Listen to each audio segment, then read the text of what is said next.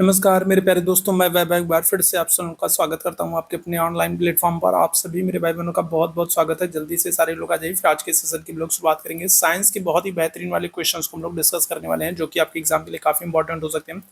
तो जितने मेरे भाई बहन जुड़ते चलना, आप सभी लोगों से निवेदन करूंगा, सेशन को लाइक कर दिएगा, शेयर कर दिएगा, चैनल पर पहली बार होंगे तो सब्सक्राइब कर लिएगा। साथ ही साथ अगर आप हमारे साथ व्हाट्सएप पर जुड़ना चाहते हैं तो आप इस नंबर पर मैसेज कर सकते हैं, तो आप व्हाट्सएप पर जुड़ जाएंगे और आपको पर्सनली नोटिफिकेशन और बहुत सारी इंपॉर्टेंट अपडेट्स मिलती रहेंगी। साथ ही साथ अगर आपका कोई डाउट है तो भी आप यहाँ पर मैसेज करके पूछ सकते हैं। तो उम्मीद है आप लोगों ने अभी तक सेशन को लाइक, शेयर और सब्सक्राइब कर लिया होगा। तो चलिए शुरू करेंगे आज की साइंस की बेहतरीन वाली क्लास को। पहला प्रश्न आपके सामने है, आपातकालीन परिस्थितियों में हृदय धड़कन को बढ़ाने वाला हार्मोन कौन सा होता है? तो बताइएगा। इस 36वें प्रश्न का जो पहला प्रश्न आपके सामने है, इस प्रश्न का आंसर क्या हो जाएगा? ग्लूकागॉन होगा, नॉर एड्रेनलिन हार्मोन हो जाएगा, या फिर एड्रेनलिन हार्मोन हो जाएगा, या फिर थायरॉक्सिन हो जाएगा। चलिए जल्दी से बताएंगे क्या हो जाएगा। चलिए तो पहला प्रश्न आपके सामने है और जल्दी से सारे मेरे भाई आंसर करेंगे। क्या हो रहा है? आपातकालीन परिस्थितियों में हृदय की धड़कनों को बढ़ाने वाला हार्मोन कौन सा होता है? क्या आंसर कर देंगे इस प्रश्न का आप सभी मेरे भाई बहन? जल्दी से बताएंगे क्या हो जाएगा। करेक्ट आंसर कर दोगे ऑप्शन संख्या सी हो जाएगा, एड्रेनलिन हार्मोन होता है। ऑप्शन संख्या क्या करेंगे? तो ऑप्शन संख्या सी आंसर करेंगे। जितने मेरे भाई बहन ऑप्शन संख्या सी आंसर कर रहे हैं, बिल्कुल एकदम करेक्ट है। ठीक है, आगे बढ़ेंगे अगले प्रश्न की तरफ। शरीर में किस हार्मोन की असंतुलित मात्रा से मधुमेह रोग हो जाता है? इंसुलिन है, वैसोप्रेसिन है, थायरॉक्सिन है, या फिर मेलाटोनिन है? तो बताइएगा शरीर में किस हार्मोन की असंतुलित मात्रा में वृद्धि होने से मधुमेह रोग हो जाता है? अच्छा, मधुमेह दिवस अगर हम लोग बात कर लें, मधुमेह दिवस आप याद रखेंगे 14 नवंबर को हम लोग मनाते हैं। ठीक है, क्या करते हैं तो 14 नवंबर को हम लोग मधुमेह दिवस मनाते हैं। ठीक है, और जो ये हार्मोन कौन सा है तो आप आंसर कर दोगे ऑप्शन संख्या ए हो जाएगा। इंसुलिन हार्मोन की असंतुलित मात्रा में वृद्धि होने से क्या हो जाता है? मधुमेह रोग हो जाता है। ठीक है, आगे बढ़ेंगे। मादा में कौन सा हार्मोन दूध के स्रवण को प्रेरित करता है? आज का सेशन बहुत ही महत्वपूर्ण होने वाला है और यहाँ से बहुत सारे प्रश्न आपको आपके एग्जाम में देखने को मिलने वाले हैं। इससे पहले भी हम लोगों ने बायो की एक क्लास की है, तो उसको भी अगर आप लोगों ने नहीं देखा है तो उसको भी देख लीजिए, वो भी आपके लिए बहुत ही इंपॉर्टेंट है। ठीक है, मादा में कौन सा हार्मोन दूध के स्रवण को प्रेरित करता है? ऑक्सीटोसिन है, प्रोजेस्टेरॉन है, या फिर एलएच है, या फिर प्रोलेक्टिन है? क्या हो जाएगा? इस प्रश्न का आंसर करेंगे सभी मेरे भाई बहन। क्या हो जाएगा?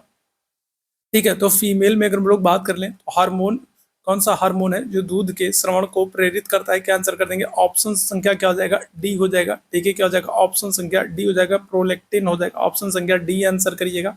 आगे बढ़ेंगे अगले प्रश्न की तरफ। पिट्यूटरी ग्रंथि का नियंत्रण कौन करता है? तो बताएंगे क्या हो जाएगा। इस प्रश्न का आंसर करेंगे।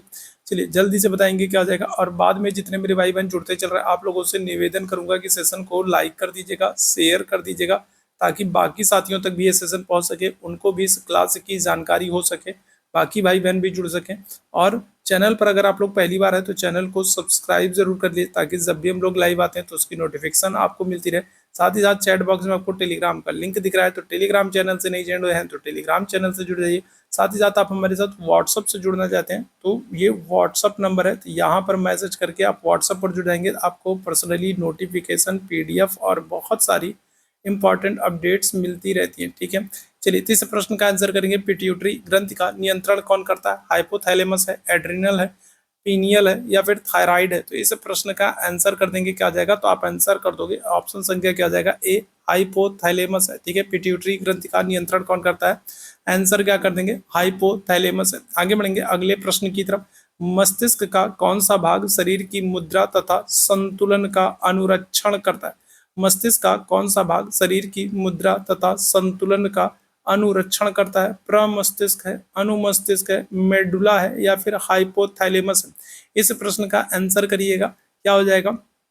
मस्तिष्क का कौन सा भाग शरीर की मुद्रा तथा संतुलन का अनुरक्षण करता है? क्या आंसर करेंगे? ऑप्शन संख्या बी हो जाएगा, अनुमस्तिष्क हो जाएगा। ठीक है, क्या आंसर करेंगे? तो ऑप्शन संख्या बी जितने मेरे भाई आंसर कर रहे हैं बिल्कुल एकदम करेक्ट रहेंगे, अनुमस्तिष्क हो जाएगा। आगे बढ़ेंगे।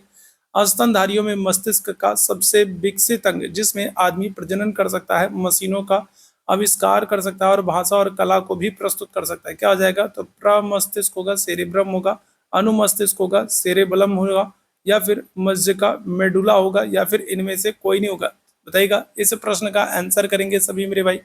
ठीक है, तो स्तनधारियों में मस्तिष्क का सबसे विकसित अंग जिससे आदमी प्रजनन कर सकता है, मशीनों का आविष्कार कर सकता है और भाषा और कला को भी प्रस्तुत कर सकता है। तो कौन सा भाग होगा? चलिए जल्दी से सारे मेरे भाई आंसर करेंगे, क्या हो जाएगा? तो करेक्ट आंसर कर देंगे ऑप्शन संख्या ए हो जाएगा, प्रमस्तिष्क हो जाएगा, सेरेब्रम हो जाएगा। ऑप्शन संख्या ए यहाँ पर आंसर कर दीजिएगा। ठीक है, आगे बढ़ेंगे। मानव मस्तिष्क का कौन सा अंग हृदय की धड़कनों को नियंत्रित करता है? ठीक है, मानव मस्तिष्क का कौन सा अंग है जो हृदय की धड़कनों को नियंत्रित करने का काम करता है? अनुमस्तिष्क है, प्रमस्तिष्क है, मेडुला है या फिर पोन्स है? चलो जल्दी से सारे मेरे भाई आंसर करेंगे, क्या जाएगा? ऑप्शन संख्या क्या करिएगा? चलिए जल्दी से सारे मेरे भाई आंसर करेंगे। और अगर सेशन पसंद आ रहा तो सेशन को लाइक शेयर जरूर कीजिएगा, और लास्ट में इस क्लास की लास्ट में आप लोग कमेंट करके जरूर मुझे बताइएगा कि आज की क्लास आप लोगों को कैसे लगी। ठीक है, आज हम लोग एक सेशन कर रहे हैं, इससे पहले भी हम लोगों ने एक सेशन किया है, तो अगर आप लोगों ने पिछला सेशन नहीं देखा है तो वो भी देख लीजिए, आपके एग्जाम के लिए बहुत ही इंपॉर्टेंट है। मैक्सिमम क्वेश्चंस यहाँ से आपके एग्जाम में पूछे गए। करेक्ट आंसर क्या हो जाएगा? ऑप्शन संख्या सी आंसर कर दोगे, मेडुला हो जाएगा। ठीक है, क्या हो जाएगा? तो ऑप्शन संख्या क्या कर देंगे? तो सी आंसर कर देंगे, मेडुला हो जाएगा। ठीक है, चलिए आगे बढ़ेंगे। ये प्रश्न आपके एग्जाम में पूछा जा चुका है। ताप नियंत्रण नियमन व रक्त शर्करा नियमन किसका कार्य होता है? मेरु रज्जु का होता है, हाइपोथैलेमस का होता है, पीयूष ग्रंथि का होता है या फिर मेडुला का होता है? इस प्रश्न का आंसर कर दिएगा सभी लोग। तो ताप नियंत्रण आपसे पूछा गया है कि ये प्रश्न आपसे पूछा गया है कि ताप नियंत्रण के लिए कौन उत्तरदायी होता है? प्रीवियस ईयर में ये क्वेश्चन पूछा जा चुका है कि शरीर में ताप नियंत्रण करने के लिए कौन उत्तरदायी होता है? मेरु रज्जु, पीयूष ग्रंथि, हाइपोथैलेमस या फिर मेडुला? तो क्या हो जाएगा? तो करेक्ट आंसर कर दोगे ऑप्शन संख्या सी हो जाएगा, हाइपोथैलेमस। ठीक है, क्या हो जाएगा? ऑप्शन संख्या सी आंसर कर देंगे। मानव में कितने मेरु तंत्रिका युग्म पाए जाते हैं? बताइएगा क्या हो जाएगा? मानव में कितने मेरु तंत्रिका युग्म पाए जाते हैं? 31 होंगे, 12 होंगे, 10 होंगे या फिर 37 हो जाएंगे? मानव में कितने मेरु तंत्रिका युग्म पाए जाते हैं? चलिए जल्दी से इस प्रश्न का आंसर करिएगा सभी मेरे भाई बहन। मानव शरीर में कितने मेरु तंत्रिका युग्म पाए जाते हैं? क्या हो जाएगा करेक्ट आंसर? आंसर कर देंगे ऑप्शन संख्या ए हो जाएगा, 31 हो जाएगा। ठीक है, क्या हो जाएगा? 31 हो जाएगा। ठीक है, आगे बढ़ेगा। मानव शरीर में श्वसन कार्य का केंद्रीय नियंत्रण कहाँ से होता है? प्रमस्तिष्क सेरेब्रम से या फिर अनुमस्तिष्क सेरेबलम से, मेडुला से या फिर अगर हम लोग बात कर लेंगे हाइपोथैलेमस?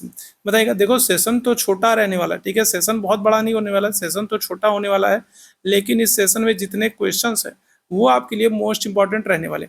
मैक्सिमम क्वेश्चंस आपको इसी तरीके के और यहीं से देखने को मिलते हैं। ठीक है, बताइएगा क्या हो जाएगा? इस प्रश्न का आंसर कर देंगे, क्या हो जाएगा? तो अगर हम लोग मानव शरीर में श्वसन कार्य का केंद्रीय नियंत्रण अगर हम लोग बात करें, ऑप्शन संख्या क्या कर दोगे? सी आंसर कर दोगे, मेडुला हो जाएगा। ठीक है, क्या हो जाएगा? ऑप्शन संख्या क्या करिएगा? तो सी आंसर कर दिएगा, मेडुला हो जाएगा। ठीक है, आगे बढ़ेंगे अगले प्रश्न की तरफ। निम्न में से अग्र मस्तिष्क का भाग नहीं है, तो बताइएगा क्या हो जाएगा? कौन सा अग्र मस्तिष्क का भाग नहीं? ये भी प्रश्न आपके एग्जाम में पूछा गया, मोस्ट इंपॉर्टेंट है, बताएंगे क्या हो जाएगा? चलिए जल्दी से बताएंगे क्या आ जाएगा। तो इस प्रश्न का आंसर करेंगे, कौन सा अग्र मस्तिष्क का भाग नहीं है? अनुमस्तिष्क, प्रमस्तिष्क या फिर डाइसेफॉन या फिर, ठीक है, या फिर इनमें से कोई नहीं? तो क्या हो जाएगा? तो अग्र मस्तिष्क का हिस्सा नहीं है, क्या आंसर करेंगे? चलिए जल्दी से बताइएगा। करेक्ट आंसर कर दोगे ऑप्शन संख्या ए हो जाएगा, अनुमस्तिष्क। ठीक है, क्या हो जाएगा? ऑप्शन संख्या ए आंसर कर देगा, अनुमस्तिष्क। किस कारण से श्वास नली से वायु के निकल जाने पर भी वह पिचकती नहीं? तो बताइएगा निम्नलिखित में से किस कारण से, अगर हम लोग बात करेंगे निम्न में से कौन सा एक कारण है जिसकी वजह से श्वास नली से वायु निकल जाने पर भी वह पिचकती नहीं है? तो क्या हो जाएगा? इस प्रश्न का आंसर करेंगे। चलिए जल्दी से सारे मेरे भाई आंसर करेंगे, क्या हो जाएगा? तो एपिग्लॉटिस के कारण या फिर स्वर यंत्र के कारण, उपास्थि वलय के कारण या फिर डायफ्राम के कारण? बताएंगे क्या हो जाएगा इस प्रश्न का आंसर। ठीक है, चलिए इस प्रश्न का आंसर करेंगे। थोड़ा सा मैं क्वेश्चन बड़ा कर दे रहा हूँ ताकि आपको चीजें क्लियर दिखाई पड़े। ठीक है, तो निम्न में से किस कारण श्वास नली से वायु के निकल जाने पर भी वह पिचकती नहीं है? तो क्या होगा? एपिग्लॉटिस के कारण, स्वर यंत्र के कारण, उपास्थि वलय के कारण या फिर डायफ्राम के कारण? क्या हो जाएगा करेक्ट आंसर? आंसर कर देंगे ऑप्शन संख्या सी हो जाएगा, उपास्थि वलय के कारण। ऑप्शन संख्या सी बिल्कुल करेक्ट हो जाएगा। आगे बढ़ेंगे अगले प्रश्न की तरफ। आपको सुमेलित करना है एक सूची 1 सूची 2 को। ठीक है, एक तरफ आपको क्या किया गया, कुछ जीवों के नाम दिए गए और दूसरी तरफ उनके श्वसन अंगों के विषय में बताया गया, और आपको सूची 1 सूची 2 से सुमेलित करना है। तो चलिए जल्दी से आप लोग सुमेलित कीजिए, और बाद में जितने मेरे भाई बहन जुड़ते चल रहे हैं आप लोगों से निवेदन करूंगा, सेशन को लाइक जरूर कीजिएगा, शेयर जरूर कीजिएगा, चैनल पर पहली बार है तो सब्सक्राइब जरूर कर लीजिएगा। चैट बॉक्स में आपको टेलीग्राम का लिंक दिख रहा होगा, तो टेलीग्राम चैनल से नहीं जुड़े हैं तो टेलीग्राम चैनल से जुड़ जाइए। साथ ही साथ अगर आप हमारे साथ व्हाट्सअप से जुड़ना चाहते हैं तो ये व्हाट्सअप नंबर है, तो यहाँ पर मैसेज कर देंगे तो आपको पर्सनली नोटिफिकेशन, पीडीएफ और बहुत सारी इंपॉर्टेंट अपडेट्स जो है वो मिलती रहेगी। ठीक है, साथ ही साथ अगर आपका कोई डाउट है तो वो भी आप यहाँ पर मैसेज करके पूछ सकते हैं। ठीक है, तो अगर हम लोग केचुए की बात करें तो केचुए के संदर्भ में हम लोगों ने कई बार पढ़ा है कि केचुआ जो होता है वो त्वचा से श्वसन करता है। ठीक है, केचुए के संदर्भ में हम लोगों ने कई बार बात की है कि केचुआ जो है वो जो है त्वचा से श्वसन करता है। अब सी का दूसरा आपको कहाँ पर सिर्फ एक ही ऑप्शन में दिख रहा है, सी का ऑप्शन आपको एक ही, सी का दूसरा आपको एक ही ऑप्शन में दिख रहा है, बाकी आपको ढूंढने की जरूरत ही नहीं है। ठीक है, मछली की अगर हम लोग बात करें तो मछली जो होती है वो क्या होती है, तो वो गिल्स या फिर गेफ जो है गलफड़े से श्वसन करती है। तो बी का आपको तीसरा दिख रहा है। ठीक है, क्या हो जाएगा, ऑप्शन संख्या क्या कर दोगे, तो बी आंसर कर दोगे। ठीक है, पहले का चौथा हो जाएगा। कीट की अगर हम लोग बात कर लें तो कीट क्या होता है, तो ये श्वास नली से। ठीक है, कीट क्या होता है, तो कीट की अगर हम लोग बात कर लेंगे ये श्वास नली से। और अगर हम लोग पक्षी की बात कर लेंगे तो पक्षी क्या होता है, तो पक्षी जो है वो फेफड़े से। ठीक है, तो इस प्रश्न का क्या हो जाएगा, तो इस प्रश्न का ऑप्शन संख्या बी बिल्कुल एकदम करेक्ट हो जाएगा। ठीक है, पक्षियों में ध्वनि उत्पादन अंग क्या होता है बताइएगा। तो पक्षियों में अगर हम लोग बात करें ध्वनि उत्पादन जो है अंग कौन सा है, स्वर रज्जु है, ग्रसनी है, सिरिंक्स है या फिर नासापट है। चलिए जल्दी से सारे मेरे भाई आंसर करेंगे, क्या जाएगा, तो पक्षियों में ध्वनि उत्पादन अंग क्या है। चलिए जल्दी से सारे लोग आंसर करेंगे, चलो जल्दी से सारे लोग आंसर करेंगे। पक्षियों में ध्वनि उत्पादन अंग कौन सा है, स्वर रज्जु है, ग्रसनी है, सिरिंक्स है या फिर नासापट। आंसर कर देंगे, ऑप्शन संख्या क्या आ जाएगा, तो बी आंसर हो जाएगा। ठीक है, सिरिंग्स हो जाएगा। मानव शरीर में ऑक्सीजन का परिवहन किसके माध्यम से किया जाता है, बहुत ही इंपॉर्टेंट है ये प्रश्न, कई बार आपके एग्जाम में पूछा गया, very very important, most important बताइएगा, प्रीवियस ईयर में आपके एग्जाम में पूछा गया। मानव शरीर में ऑक्सीजन का परिवहन कौन करता है, किसके माध्यम से होता है, हीमोग्लोबिन के माध्यम से होता है, रुधिर प्लाज्मा के माध्यम से होता है, ए और बी दोनों के माध्यम से होता है, या फिर रुधिर प्लेटलेट्स के माध्यम से होता है। चलिए जल्दी से बताएंगे क्या जाएगा। मानव शरीर में ऑक्सीजन का परिवहन किसके माध्यम से होता है, हीमोग्लोबिन के माध्यम से होता है, रुधिर प्लाज्मा की वजह से होता है, ए और बी दोनों हो जाएगा, या फिर रुधिर प्लेटलेट्स की वजह से होगा। तो इस प्रश्न का आंसर करेंगे क्या होगा सभी मेरे भाई बहन, चलिए फटाफट आंसर करेंगे सभी लोग, क्या हो जाएगा, तो करेक्ट आंसर क्या कर दोगे, तो ऑप्शन संख्या सी कर दोगे, ए और बी दोनों की वजह, रुधिर प्लाज्मा हीमोग्लोबिन दोनों की वजह से होता है ऑक्सीजन का परिवहन। ठीक है, याद रखिएगा, रुधिर में ही तो हीमोग्लोबिन घुली होती है, उसी के माध्यम से ऑक्सीजन क्या करती है, परिवहन करती है।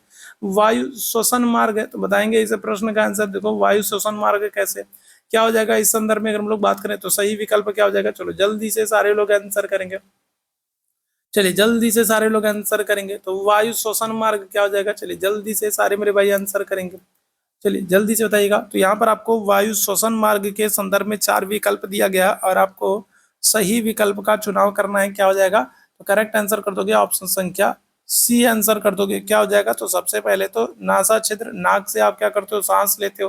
ठीक है, ठीक है, तो जो है ये हो गया। इसके बाद अगर हम लोग बात करेंगे ग्रसनी, ग्रसनी से फिर कहाँ पर आपका कंठ में, कंठ से फिर कहाँ पर ट्रैकिया में, ट्रैकिया से अगर हम लोग बात करेंगे कहाँ पर, तो ब्रोंकस में, ब्रोंकस से ब्रोंकियोल्स में, इसके बाद कोपिका में। तो ये क्रम होता है।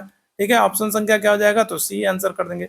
भोजन निकलते समय सांस मार्ग को बंद कौन करता है बताइएगा। तो अगर हम लोग बात कर लें तो हमारे जो शरीर होता है, शरीर में इस तरीके से क्या होती है, इस तरीके से होता है। ठीक है, तो जब हम भोजन करते हैं तो क्या होता है, तो जो सांस नली होती है वो क्या हो जाती है, वो जो है जो भोजन करते हैं तब सांस नली क्या हो जाती है, वो बंद हो जाती है, ताकि जो खाना हम लोग खाते हैं, खाना वो सांस नली में नहीं जा करके जहाँ इस वाले हिस्से में जाना चाहिए। ठीक है, कई बार क्या होता है ना कि खाते समय हमको खांसी आने लगती है, हम लोग खाते समय बोलते रहते हैं और हमको खांसी आने लगती है। उसका कारण ये है कि भोजन करते समय क्या होता है, ये वाला हिस्सा खुल जाता है और जो है इस वाले में हिस्से में भोजन चला जाता है, तो जिसकी वजह से हमको खांसी आने लगती है। तो भोजन निकलते समय अगर हम लोग बात करेंगे तो निकलते समय, ठीक है, सांस मार्ग को कौन बंद कर देता है, एपिग्लॉटिन होगा, कंठ होगा, श्वास नली होगा या फिर श्वसनी हो जाएगा। तो इस प्रश्न का आंसर कर देंगे, क्या हो जाएगा, तो आप आंसर कर दोगे ऑप्शन संख्या ए हो जाएगा, एपिग्लॉटिस। ठीक है, क्या हो जाएगा, एपिग्लॉटिस। ठीक है, कौन सा एंजाइम लार में पाया जाता है, प्रश्न बहुत ही इंपॉर्टेंट है, प्रीवियस ईयर में आपसे पूछा भी गया और कई बार हम लोग कर भी चुके हैं। लैक्टोज है, डायस्टेज है, सुक्रोज है या फिर टाइलिन है। तो बताइएगा क्या हो जाएगा इस प्रश्न का आंसर, बहुत बार ये प्रश्न हम लोग कर चुके हैं, मोस्ट इंपॉर्टेंट है, क्या आंसर करिएगा, तो ऑप्शन संख्या डी आंसर कर देंगे, टाइलिन हो जाएगा। ठीक है, क्या हो जाएगा, ऑप्शन संख्या डी आंसर कर दोगे, टाइलिन हो जाएगा। इनमें से कौन सा एंजाइम प्रोटीन के पाचन को प्रारंभ करता है बताइएगा, वेरी वेरी इंपॉर्टेंट क्वेश्चन, कौन सा एंजाइम प्रोटीन के पाचन को प्रारंभ करता है, तो क्या हो जाएगा, चलिए जल्दी से बताइएगा, इम्यूनोपेप्टाइड या फिर कार्बोक्सीपेप्टाइडेज या फिर अगर हम लोग बात करें ट्रिप्सिन होगा या फिर पेप्सिन होगा। तो कौन सा एंजाइम है जो प्रोटीन के पाचन को प्रारंभ करने का कार्य करता है, क्या आंसर करिएगा, चलिए जल्दी से बताएंगे कौन सा एंजाइम है जो प्रोटीन के पाचन को प्रारंभ करता है, चलिए जल्दी से बताएंगे क्या हो जाएगा। तो करेक्ट आंसर हो जाएगा आपका ऑप्शन संख्या डी हो जाएगा, पेप्सिन हो जाएगा। ठीक है, क्या हो जाएगा, तो ऑप्शन संख्या क्या कर दोगे, तो पेप्सिन हो जाएगा। ठीक, आगे बढ़ेंगे। दूध में पाया जाने वाला मुख्य रूप से प्रोटीन कौन सा है, एल्ब्यूमिन है, ग्लोबुलिन है या फिर ग्लोबिन है या फिर कैसीन है, बताइएगा। आप लोग सेशन को लाइक और शेयर करते हो ना, तो मुझे अच्छा लगता है और फिर आप लोगों के लिए और भी बेहतरीन वाले सेशंस को लाने का मन करता है, प्रयास करता हूं कि और भी बेहतरीन वाले सेशंस रहो। लेकिन जब आप बहुत सारे मेरे भाई बहन जो आते हैं क्लास को देखते हैं और न लाइक करते हैं न शेयर करते हैं ना, तो फिर थोड़ा सा अजीब लगता है। ठीक है, कि बस मतलब आए क्लास देखे और निकल लिए, तो ऐसा मत कीजिए। ठीक है, आपको बेहतरीन वाली क्लास मिल रही है, बेहतरीन वाले क्वेश्चंस मिल रहे हैं, तो कम से कम सेशन को लाइक कर दिया करिए। लाइक करने से आपका कुछ नहीं जाता है, लेकिन हम लोग को बहुत बड़ा मोटिवेशन मिलता है। आप लोग लाइक करते हैं तो एक लगता है कि हाँ क्लास आप लोग को पसंद आ रही है, तो इस तरीके से और भी क्लास लानी चाहिए। तो सेशन को आप लोग लाइक और शेयर जरूर किया कीजिए। बताइएगा दूध में पाया जाने वाला मुख्य प्रोटीन कौन सा होगा, बताएंगे क्या हो जाएगा। इस प्रश्न का आंसर कर देंगे, तो आंसर कर दोगे ऑप्शन संख्या डी हो जाएगा, कैसीन हो जाएगा। ठीक है, पूर्ण पाचक रस, बताइएगा क्या आ जाएगा, तो यकृत है, जठर रस है, आग्नेयसही रस है या फिर इनमें से कोई नहीं। ठीक है, टेलीग्राम चैनल से जुड़े होंगे तो वहां पर मैं इसको पीडीएफ को अवेलेबल करा दूंगा। और अगर व्हाट्सएप पर भी मेरे साथ जुड़े हैं तो आपको बिना कहे व्हाट्सएप पर भी अगर आप मेरे साथ जुड़े हैं, ठीक है, तो बिना कहे आपको व्हाट्सएप नंबर पर आपको पीडीएफ अवेलेबल हो जाएगी। बिल्कुल परेशान मत होइए। ठीक है, मैं आपको व्हाट्सएप पर आपके पीडीएफ पर्सनली पीडीएफ आपको शेयर कर दूंगा। ठीक है, इस प्रश्न का आंसर कर देंगे, क्या आ जाएगा, तो क्या हो जाएगा, पूर्ण पाचक रस कौन सा है, यकृत होगा, जठर रस होगा, आग्नेयसही होगा या फिर इनमें से कोई नहीं। क्या आंसर कर देंगे, करेक्ट आंसर कर दोगे ऑप्शन संख्या सी हो जाएगा, आग्नेयसही हो जाएगा। ठीक है, क्या हो जाएगा, ऑप्शन संख्या सी। इनमें से कौन सा वसा पाचक एंजाइम है, बताइएगा। रेनिन है, पेप्सिन है, लाइगेज है, लाइपेज है, बताइए कौन सा वसा, अगर हम लोग बात करें कौन सा वसा पाचक एंजाइम है, रेनिन है, पेप्सिन है, लाइगेज है, लाइपेज है, बताएंगे क्या हो जाएगा। इस प्रश्न का आंसर करेंगे, क्या हो जाएगा, करेक्ट आंसर क्या कर दोगे, तो ऑप्शन संख्या डी हो जाएगा, लाइपेज है। ठीक है, आंसर करेंगे लाइपेज हो जाएगा। आगे बढ़ेंगे। मानव का दंत सूत्र होता है, बताओ क्या हो जाएगा। इस प्रश्न का आंसर करेंगे भाई, मानव का दंत सूत्र क्या होता है, चलिए जल्दी से सारे मेरे भाई आंसर करेंगे, क्या हो जाएगा, मानव का दंत सूत्र क्या होता है, क्या आंसर कर देंगे। करेक्ट आंसर हो जाएगा ऑप्शन संख्या बी आंसर कर दोगे। ठीक है, क्या हो जाएगा, तो ऑप्शन संख्या बी आंसर कर दीजिएगा। ठीक है, पित्त का प्रमुख कार्य क्या है, बताइएगा। वसा का वसा अम्ल और ग्लिसरॉल में परिवर्तन, वसा अम्ल और ग्लिसरॉल का वसा में परिवर्तन, वसा का पायसीकरण या फिर उपयुक्त सभी, बताइएगा सभी मेरे भाई बहन। चलिए जल्दी से बताएंगे, क्या हो जाएगा, इस प्रश्न का आंसर करेंगे। तो पित्त का प्रमुख कार्य क्या है, वसा का वसा अम्ल और ग्लिसरॉल में परिवर्तन, वसा अम्ल और ग्लिसरॉल का वसा में परिवर्तन, वसा का पायसीकरण या फिर उपयुक्त सभी, क्या हो जाएगा। इस प्रश्न का आंसर करिएगा सभी मेरे भाई बहन। चलिए जल्दी बताएंगे, आंसर हो जाएगा ऑप्शन संख्या सी आंसर कर दोगे, वसा का पायसीकरण। ठीक है, क्या हो जाएगा, तो क्या आंसर कर दोगे, तो ऑप्शन संख्या सी आंसर कर दोगे, वसा का पायसीकरण। मानव वृक्क की मौलिक कार्यात्मक इकाई कौन सी है, बताइएगा क्या हो जाएगा। इस प्रश्न का आंसर करेंगे। लास्ट ईयर ये प्रश्न आपके एग्जाम में पूछा गया है, मानव वृक्क की मौलिक कार्यात्मक इकाई क्या है, और ये प्रश्न मैं पहले भी करा चुका हूँ। नेफ्रिडिया होगा, हेनले का पास होगा, नेफ्रॉन होगा या फिर शंकु या पिरामिड हो जाएगा, क्या हो जाएगा। मानव वृक्क की मौलिक कार्यात्मक इकाई क्या हो जाएगा, तो आंसर कर देंगे ऑप्शन संख्या सी, नेफ्रॉन हो जाएगा। ठीक है, क्या आंसर कर दोगे, तो ऑप्शन संख्या सी आंसर कर दोगे, नेफ्रॉन हो जाएगा। ठीक है, सामान्यतः एक स्वस्थ वयस्क में वृक्क के आरंभिक निस्यंदन लीटर प्रति कितने लीटर प्रतिदिन होते हैं, बताइएगा क्या हो जाएगा। तो अगर हम लोग बात करेंगे, इस प्रश्न का आंसर करिएगा। तो अगर हम लोग बात करें सामान्यतः एक स्वस्थ वयस्क में वृक्क में आरंभिक निस्यंद कितने लीटर प्रतिदिन के लगभग होता है, 60, 120, 180 या फिर 90, क्या आंसर कर देंगे। करेक्ट आंसर क्या हो जाएगा आपका, ऑप्शन संख्या सी हो जाएगा, 180 हो जाएगा। ठीक है, चलिए आगे बढ़ेंगे। मूत्र में शर्करा की उपस्थिति व उत्सर्जन की स्थिति कहलाती है, क्या होगा, पॉलीयूरिया, डिसयूरिया, यूरेमिया या फिर ग्लाइकोसूरिया, बनेगा। तो मूत्र में शर्करा की उपस्थिति, यूरिन में शर्करा की उपस्थिति व उत्सर्जन क्या कहलाती है। चलिए जल्दी से इस प्रश्न का आंसर करेंगे, क्या होगा, पॉलीयूरिया, डिसयूरिया, यूरेमिया या फिर ग्लाइकोसूरिया? क्या आंसर हो जाएगा? तो ऑप्शन संख्या डी आंसर कर दोगे। ठीक है, क्या आ जाएगा? तो ऑप्शन संख्या डी आंसर कर दोगे, ग्लाइकोसूरिया। ऑप्शन संख्या क्या आ जाएगा? तो डी आंसर हो जाएगा। ठीक है, आगे बढ़िएगा। उत्सर्जन प्रणाली में मूत्राशय का मुख्य कार्य क्या है? अपशिष्ट उत्पादों का निस्यंदन, जल का पुनः अवशोषण, मूत्र का भंडारण या मूत्र का उत्पादन? तो बताइएगा क्या आ जाएगा? बेसिक सा प्रश्न है, चलिए जल्दी से सारे लोग आंसर करेंगे। क्या आ जाएगा? उत्सर्जन प्रणाली में अगर हम लोग बात कर लें तो मूत्राशय का मुख्य कार्य क्या होता है? चलिए जल्दी से सारे मेरे भाई आंसर करेंगे। चलो जल्दी से सारे मेरे भाई आंसर करेंगे। क्या आ जाएगा? चलो जल्दी से सारे लोग आंसर करना। तो क्या हो जाएगा? तो अगर हम लोग बात करें मूत्राशय का, ठीक है, अगर हम लोग बात करें मुख्य कार्य क्या हो जाएगा? ऑप्शन संख्या क्या करोगे? तो सी आंसर कर दोगे, मूत्र का भंडारण करना। ऑप्शन संख्या क्या हो जाएगा? ऑप्शन संख्या सी यहाँ पर आंसर कर देगा। ठीक है, आगे बढ़ेंगे अगले प्रश्न की तरफ। यूरिक अम्ल के क्रिस्टलों के संचित होने के कारण जोड़ों की सूजन को किस रूप में जाना जाता है? आर्थराइटिस, गाउट, पेशीय कुपोषण या फिर आपातनिका? बताएगा क्या हो जाएगा? चलिए जल्दी से बताएंगे। तो यूरिक अम्ल के क्रिस्टलों के संचित होने के कारण जोड़ों की सूजन को किस रूप में जाना जाता है? क्या आंसर करेंगे? क्या हो जाएगा? चलो जल्दी से बताएगा। यूरिक अम्ल के क्रिस्टलों के संचित होने के कारण जोड़ों की सूजन को किस रूप में हम लोग जानते हैं? क्या आंसर करोगे? ऑप्शन संख्या बी हो जाएगा, गाउट हो जाएगा। ठीक है, क्या हो जाएगा? तो ऑप्शन संख्या बी आंसर कर दोगे, गाउट हो जाएगा। आगे बढ़ेंगे। हिंज संधि का उदाहरण क्या है?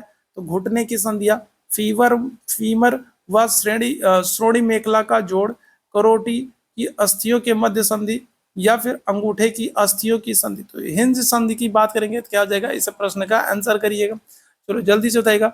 हिंज संधि का उदाहरण है, क्या हो जाएगा? चलिए जल्दी से सारे मेरे भाई आंसर करेंगे।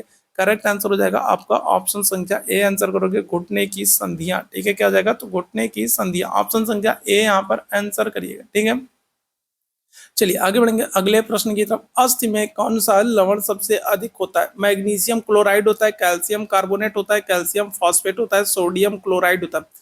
अस्थि में कौन सा लवण सबसे अधिक होता है? मैग्नीशियम क्लोराइड होता है, कैल्शियम कार्बोनेट होता है, कैल्शियम फॉस्फेट होता है या फिर सोडियम क्लोराइड होता है? इस प्रश्न का आंसर कर देंगे। क्या आ जाएगा? तो ऑप्शन संख्या सी आंसर कर दोगे, कैल्शियम फॉस्फेट होता है। ठीक है, क्या आ जाएगा? तो कैल्शियम फॉस्फेट होता है। ऑप्शन संख्या क्या आ जाएगा? तो सी आंसर कर देंगे। ठीक है, आगे बढ़ेंगे अगले प्रश्न की तरफ। मानव शरीर की सबसे छोटी अस्थि उपास्थि कौन सी है? बताएगा। वेरी वेरी इंपॉर्टेंट क्वेश्चन बताएंगे, वेरी वेरी इंपॉर्टेंट क्वेश्चन। मानव शरीर की सबसे छोटी अस्थि या उपास्थि होती है आंख में, मध्य कंड में, जांग में या फिर गले में? क्या हो जाएगा? इस प्रश्न का आंसर कर देंगे। चलिए जल्दी से बताइएगा क्या हो जाएगा? तो करेक्ट आंसर कर दोगे, मध्य कंड में। अच्छा, जरा मुझे आप लोग कमेंट करके बताइएगा कि जो ये कान होता है, जो ये कान होता है, इस कान में कितनी हड्डियां होती हैं और कौन कौन सी हड्डियां होती हैं? हड्डियों के नाम बताना है। इस कान में अगर हम लोग बात करें तो इस कान में कितनी हड्डियां होती हैं और उन हड्डियों के आपको नाम जो है वो मुझे कमेंट बॉक्स में बताना है। ठीक है, यहाँ पर क्या हो जाएगा? तो सबसे छोटी अगर हम लोग बात करेंगे तो मध्य कांड में। आगे बढ़ेंगे। मानव शरीर की सबसे सक्रिय मांसपेशी कौन सी है? तो मेंसेटर है, सार्टोरियस है, आयरिस है या फिर स्पेडियस है? तो बताइएगा क्या हो जाएगा? मानव शरीर की सबसे सक्रिय मांसपेशी कौन सी हो जाएगी? क्या आंसर कर देंगे? चलिए जल्दी से बताइएगा। तो करेक्ट आंसर क्या हो जाएगा? तो आंसर कर दोगे ऑप्शन संख्या सी हो जाएगा, आयरिस, जो कि आपके आंख में होती है। ठीक है, पुतली याद रखिएगा, सबसे सक्रिय मांसपेशी। ऑप्शन संख्या क्या हो जाएगा? तो सी आंसर कर देंगे। ठीक है, क्या हो जाएगा? आयरिस हो जाएगा। ठीक है, तो ये आज का महत्वपूर्ण सेशन था। उम्मीद है आप लोगों को सेशन पसंद आया होगा। सेशन पसंद आया हो तो सेशन को लाइक कीजिएगा, शेयर कीजिएगा। चैनल पर पहली बार होंगे तो सब्सक्राइब जरूर कर लिएगा, ताकि जब भी हम लोग लाइव आते हैं तो उसकी नोटिफिकेशन आपको मिलती रहे। साथ ही साथ अगर सेशन पसंद आया हो तो आप लोगों से निवेदन करूंगा कि एक बार आप लोग अपने अपने स्तर पर शेयर कर दें, ताकि बाकी साथियों तक भी ये सेशन पहुंच सके। और सब्सक्राइब नहीं किया तो सब्सक्राइब कर लें। ये टेलीग्राम चैनल का लिंक आपको चैट बॉक्स में दिख रहा है, तो टेलीग्राम चैनल से जुड़ जाइए। साथ ही साथ ये व्हाट्सअप नंबर है, तो यहाँ पर भी आप मैसेज करके व्हाट्सअप पर जुड़ सकते हैं, तो आपको पर्सनली नोटिफिकेशन, पीडीएफ और बहुत सारी इंपॉर्टेंट अपडेट्स मिलती रहेंगी। तो उम्मीद है आज के लिए हम लोग बस इतना ही करेंगे। उम्मीद है सेशन पसंद आएगा, तो सेशन को लाइक शेयर जरूर कीजिएगा और कमेंट करके जरूर बताइएगा आज का सेशन कैसे लगा। अभी के लिए हम लोग बस इतना ही करेंगे। थैंक यू सो मच आप सभी मेरे भाई बहनों को मेरे साथ जुड़ने के लिए। Thank you so much.